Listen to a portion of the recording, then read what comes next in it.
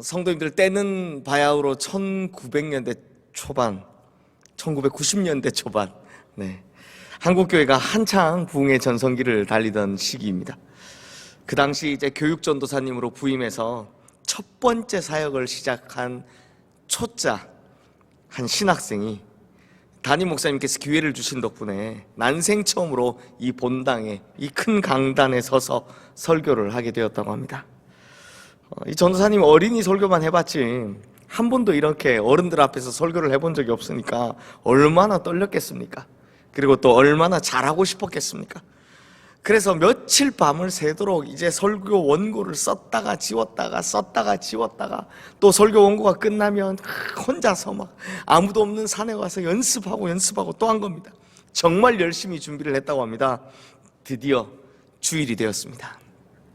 연습은 충분히 했으니 이제 잘하는 것만 남았다라는 마음으로 강단에 섰습니다. 그런데 강단에 딱 서자마자 밑에 앉아 계신 성도님들 눈빛이 오호라, 저 초짜 전도사님 설교 얼마나 잘하는지 한번 보자, 이런 눈으로 다 쳐다보고 계신 겁니다. 이 성도님들의 얼굴을 보자마자 초짜 전도사님이 갑자기 말문이 턱 막히는 거 아니겠습니까? 그래서 이 머릿속에 저장해놨던, 그렇게 외웠던 이 설교 원고들이 뒤죽박죽 되기 시작했습니다. 그러다 자기도 모르게 이렇게 말을 하기 시작합니다.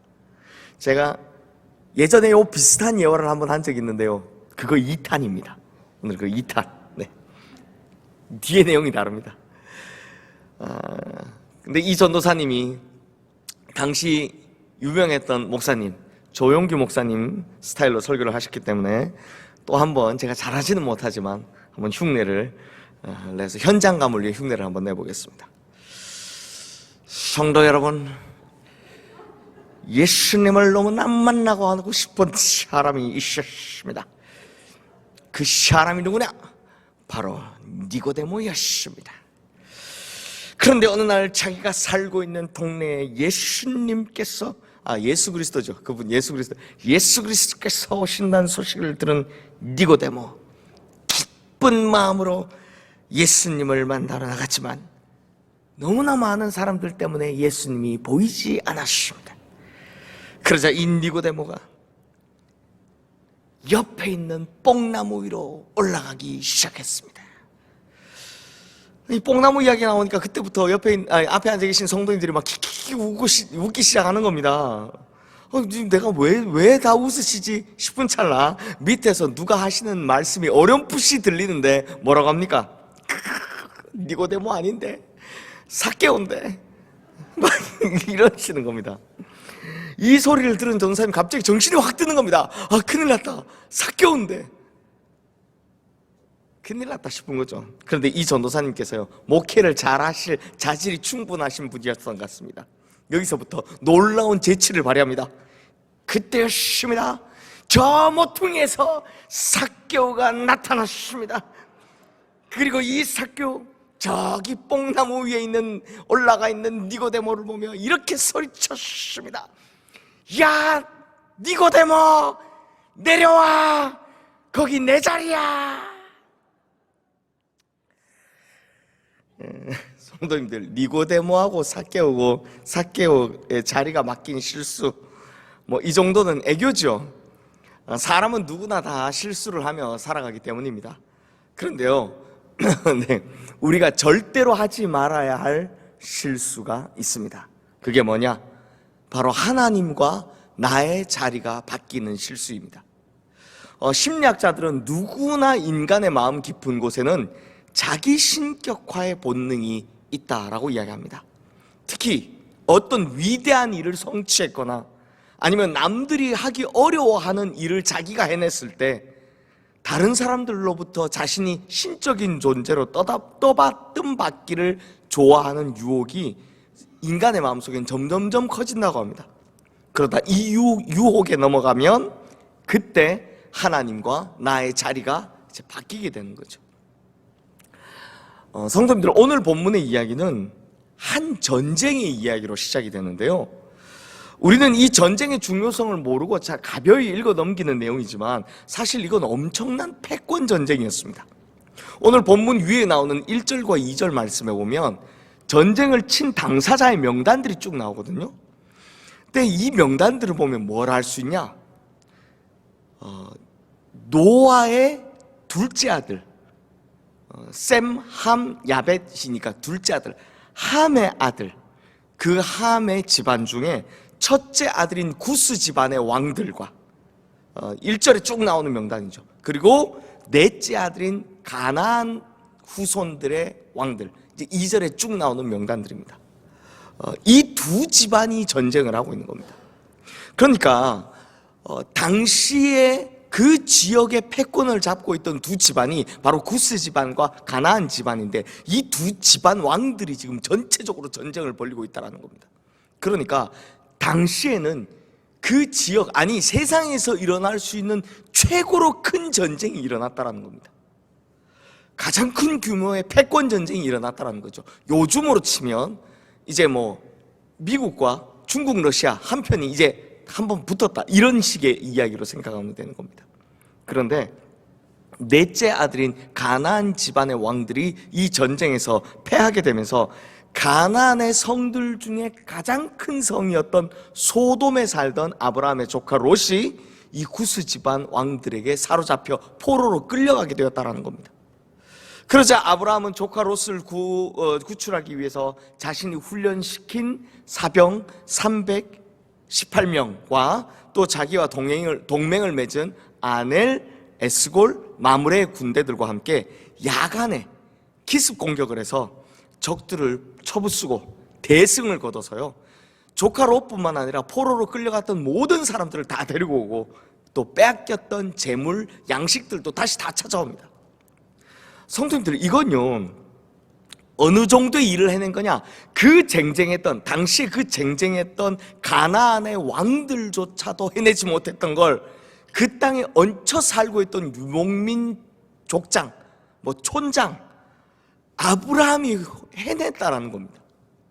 그러니 성도님들, 이러고 지금 다 이 잃어버린 포로, 또 빼앗겼던 재물, 양식 다 들고 돌아오는 이 아브라함이 어떤 대접을 받았겠습니까? 아브라함이 돌아올 때 어떻겠습니까? 난리가 났겠죠. 완전 개선장군이었을 겁니다. 또 구국 영웅이었을 겁니다. 와, 왕들도 못했던 걸 아브라함이 해냈다. 그리고 빼앗겼던 나의 가족들, 형제들, 나의 자녀들 다 찾아서 데리고 왔다. 얼마나 좋겠습니까? 그러니 이때 아브라함은요, 자신이 높임을 받고 자신이 찬양을 받는, 즉 자기가 신이 될 수 있는 유혹에 충분히 빠질 수 있었습니다. 근데 바로 그때 아브라함에게 한 사람이 나타납니다. 하나님의 사람이었습니다. 바로 멜기세덱이죠. 이 멜기세덱이 지금 개선을 하고 돌아오고 있는 아브라함을 축복하면서 너무나 중요한 메시지를 전하는데요, 우리 오늘 본문 19절 말씀 함께 읽겠습니다. 그가 아브라함에게 축복하여 이르되 천지의 주제이시여 지극히 높으신 하나님이여 아브라함에게 복을 주옵소서. 자, 여기서 지극히 높으신 하나님이여 라는 이 말이 바로 오늘 설교의 주제인 엘 엘리온입니다. 성경에서 오늘 본문에 처음 등장하는데요, 그러니까 성도님들, 지금 사람들에게서 한껏 높아질 수 있고 막 사람들에게서 찬양받을 만한 이 아브라함에게 와서 엘 엘리온, 지극히 높으신 하나님에 대해 말씀하시는 것, 이건 절대 우연이 아닙니다. 무슨 뜻이겠습니까? 겸손하라, 낮아지라, 이 이야기를 하고 있다는 겁니다. 아브라함아, 지금 내가 얻은 영광이 하나님 아니었으면 가능했겠느냐? 절대 너의 힘으로 가능한 것이 아니다. 하나님께서 너를 도우시고 너를 보살폈기 때문에 이 일이 가능한 것이다 라고 말씀하는 겁니다. 사실 본문에는 하나님이 어떻게 도우셨다라는 이야기가 없습니다. 그냥 아브라함이 가서 이기고 이렇게 하고 왔다라는 것만 알 수 있죠. 그러나 엘 엘리온이라는 이 이름에서 정말 하나님께서 크게 도우셨구나라는 걸 알 수 있는 겁니다. 대단한 도우심이죠. 그 누구도 못 해낸 걸 아브라함이 318명 데리고 가서 이걸 해낸 겁니다. 그리고 엘 엘리온, 지극히 높으신 하나님 뒤에 이어 아브라함에게 복을 주옵소서라는 말은 우리에게 모든 축복을 내리시는 이는 누구다? 하나님이시다.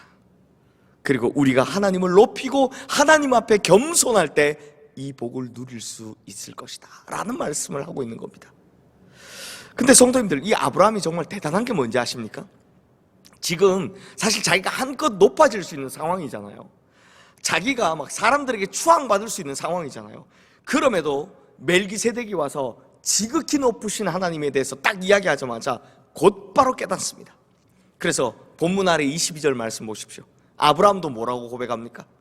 지극히 높으신 하나님 여호와께 내가 손을 들어 맹세하노니 라고 똑같이 엘 엘리온, 지극히 높으신 하나님을 고백하고 있는 걸 볼 수 있습니다. 즉 아브라함은요, 이거 하나 멋지게 깨달은 사람이다라는 겁니다. 뭡니까? 자기 인생의 성공 또 축복의 근원, 그거 누구에게 다 있다? 엘 엘리온, 지극히 높으신 하나님께 있다는 걸 정확히 알았던 사람이다라는 겁니다. 그러므로 성도님들, 새해 우리가 바라고 원하는 기도 제목들 보면 전부 다 잘 되길 바라는 기도 제목일 텐데요, 하지만 우리 인생에 결국 복이 되고 우리 인생이 결국 하나님 보시기에 정말 성공한 인생이 되려면 가장 선제되어야 하는 것, 그것이 바로 하나님을 높이는 것이다라는 겁니다. 하나님이 내 삶의 주인이 되는 것, 하나님을 높이는 것, 이것이 바로 복의 비결이다라는 겁니다. 이루어진 일로 말미암아 내가 높아지는 것이 아니라 하나님께서 높임 받으시도록 해야 한다는 겁니다. 이것이 모든 축복의 선제 조건이다 라는 겁니다. 그러므로 앞서 들은 이야기처럼 니고데모와 삭개오의 자리가 바뀌는 것, 이 정도는 애교죠. 애교에 가까운 실수지만 하나님과 나의 자리가 뒤바뀌는 것, 이건 큰 죄악이기 때문에, 쉽게 말하면 우리 옛날 어르신들 표현으로 하면 복을 까먹는 것이기 때문에 절대로 하면 안 되는 것입니다. 이렇게 하나님과 내 자리가 바뀌면 모든 축복이 다 날아가는 겁니다. 성도님들, 우리가 낮아지면 하나님께서 우리를 높이시지만 우리가 높아지면 내 삶의 모든 복의 근원이신 하나님은 우리 인생에서 완전히 사라지는 겁니다. 그러므로 우리가 진짜 잘 살기를 원한다면, 우리 인생이 진짜 복되기를 원한다면, 우리 인생이 하나님 보시기에 성공한 인생이 되기를 원한다면 가장 선결되어야 하는 조건, 바로 엘 엘리온, 지극히 높으신 하나님을 인정하는 것, 그리고 내가 낮아지는 것, 이라는 것 꼭 명심하시기를 주님의 이름으로 축원합니다. 그래서 하나님께서 나를 높이기 위해 준비하신 축복들 하나도 놓치지 않고 다 받아 누리시는 우리 모든 성도님들 되시기를 주님의 이름으로 축원합니다. 이제 말씀을 마무리하겠습니다. 성도님들, 오늘 말씀에서 특이한 한 분이 나오죠. 아브라함에게 와서 엘 엘리온, 지극히 높으신 하나님을 깨닫게 해주신 분이 누구라고 합니까? 멜기세덱이라고 합니다. 그런데 오늘 본문에 나오는 이 멜기세덱의 정보를 한번 보십시오. 먼저 멜기세덱은 지극히 높으신 하나님의 제사장이라고 합니다. 그리고 성경에 나오는 지명이 아닌데요, 뜻이 평화의 왕이라는 비슷한 지역은 예루살렘이 있죠. 살렘 왕이라고 합니다. 또 마지막으로는 떡과 포도주를 가지고 나온 분이라고 합니다. 자, 그럼 이분은 대체 누굴까요? 구약 성경에 딱 한 번 나오고 사라지는 이분 누굴까요? 지금 화면에 뜬 히브리서 7장 1절에서 3절 신약 성경에서 이분을 해석했는데요, 우리 긴 말씀이지만 함께 읽어볼까요? 이 멜기세덱은 살렘 왕이요 지극히 높으신 하나님의 제사장이라 여러 왕을 쳐서 죽이고 돌아오는 아브라함을 만나 복을 빈 자라. 아브라함이 모든 것의 10분의 1을 그에게 나누어 주니라. 그 이름을 해석하면 먼저는 의의 왕이요 그 다음은 살렘 왕이니 곧 평강의 왕이요 아버지도 없고 어머니도 없고 족보도 없고 시작한 날도 없고 생명의 끝도 없어 하나님의 아들과 닮아서 항상 제사장으로 있느니라. 즉 히브리서에서는 이 멜기세덱을 누구라고 이야기합니까? 예수 그리스도와 동일한 분, 즉 예수 그리스도이실 것이다 라고 말씀하고 있는 겁니다. 그렇다면 성도님들,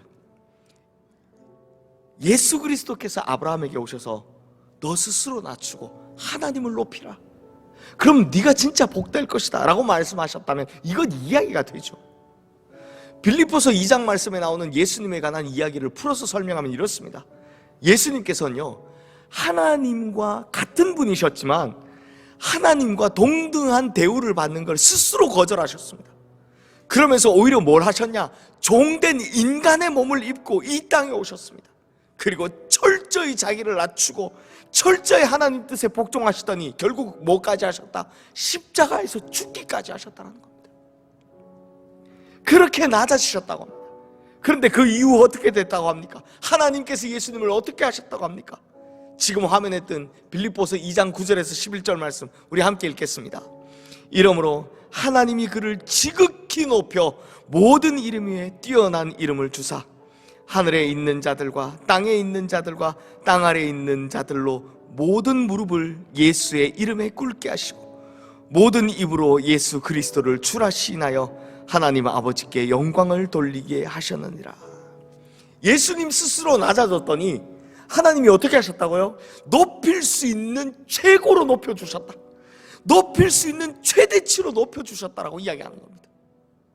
그러므로 성도님들, 우리가 축복된 인생을 살고 우리가 하나님 모시기에 정말 성공한 인생을 살아서 많은 사람들 앞에서 높아지는 비결, 이 세상 가운데 높아지는 비결, 그것은요 엘 엘리온, 지극히 높으신 하나님을 인정하고 우리 스스로를 낮추는 데 있는 겁니다. 이런 의미에서 우리 성도님들, 정말 올 한 해가 축복되길 원하신다면 이 말씀 꼭 기억하며 사시기 바랍니다. 베드로전서 5장 6절 말씀인데요, 꼭 올 한 해 이 말씀 붙들고 사시길 바랍니다. 우리 함께 읽고 오늘 말씀 마치도록 하겠습니다. 그러므로 하나님의 능하신 손 아래서 겸손하라. 때가 되면 너희를 높이시리라. 아멘.